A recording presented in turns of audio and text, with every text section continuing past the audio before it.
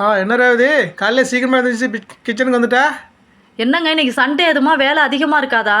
Non veg சமைக்கணும். சண்டேனாலே எல்லாருக்கும் வேலை அதிகம் தான் பொம்பளைங்களுக்கு. மற்ற நாளை விட இன்றைக்கி தானே வேலை அதிகமாக இருக்கும். காலையில் என்ன? காலைல பழைய சாதம் சாப்பிட்ருங்க. தொட்டுக்க மாங்காய் இருக்குது. துவையல் அரைக்கலான் இருக்கேன். நாகடு துவையல் அரைக்கலான் இருக்கேன். நாக்கடுக்கு அது என்னது? நாக்கடுக்கு ஒவ்வொரு ஊரில் ஒவ்வொன்றும் சொல்லுவாங்கங்க. சில ஊரில் நாக்கடுகும்பாங்க, நாய்க்கடுகும்பாங்க. மற்ற ஊரில் என்ன சொல்கிறாங்கன்னு தெரில. நாட்டுக்கடுகு கூட கேள்விப்பட்டுருங்க. அது எப்படி இருக்கும்? அது கருப்பாக கடுகு மாதிரியே இருக்குங்க. அது சின்ன சைஸில் இருக்கும். நான் இப்போ டீயை குடிச்சிட்டு துவையல் அரைக்க போகிறேன். அப்படிங்களா? நீங்கள் என்ன வாங்கிட்டு வரணுமோ சீக்கிரம் எனக்கு வாங்கிட்டு வந்து கொடுத்தா சீக்கிரம் சமையலை வெயிலுக்கு முன்னாடி நான் சமையலை முடிச்சிருவேங்க. சரி, நான் போய் வாங்கிட்டு வந்துடுறேன். நீ இதை டீயை போட்டு ரெடி பண்ணு. டீயை குடிச்சு நான் கிளம்புறேன்.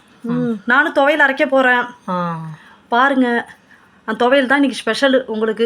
அது நல்லா மேட்சிங்காக இருக்குமா? அதுக்கு அது மேட்சிங்காக நல்லா சுள்ளுன்னு இருக்கும். என்ன அது கூட என்ன வச்சு அரைப்பீங்க?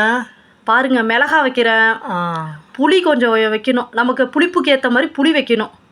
புளிப்பு வச்சாதான் நல்லாயிருக்கும். புளி, உப்பு, மிளகா, காரத்துக்கு ஏற்ற மாதிரி மிளகா வச்சுக்கிட்டு. அதையே இங்கே வந்து அரைக்கிறீங்க பழைய வீட்டில்? ஏங்க அந்த வீட்டில் ஏதுங்க அம்மி இல்லை? எல்லாம் எல்லாம் மிக்சியில் அரைப்பாங்க. நீ என்ன அம்மியெல்லாம் யூஸ் பண்ணுற? மிக்சியில் அரைச்சா டேஸ்ட் இருக்காதுங்க. அம்மியில் அரைச்சாதான் நல்லா டேஸ்ட்டாக இருக்கும். அந்த வீட்டில் அம்மியில் தான் பழைய வீட்டுக்கு வந்துட்டேன். இதான் டேஸ்ட்டாக இருக்கும். நீங்கள் ஒரு வாட்டி ட்ரை பண்ணி பாருங்கள். உங்கள் ஊரில் என்ன சொல்லுவாங்க? இதை நாக்கடுக்குன்னு சொல்லுவாங்களா என்னன்னு கமெண்ட் பண்ணுங்கள். வீடியோ பிடிச்சிருந்தால் லைக் பண்ணுங்கள், ஷேர் பண்ணுங்கள், கமெண்ட் பண்ணுங்கள், சப்ஸ்கிரைப் பண்ணுங்கள். பாய்.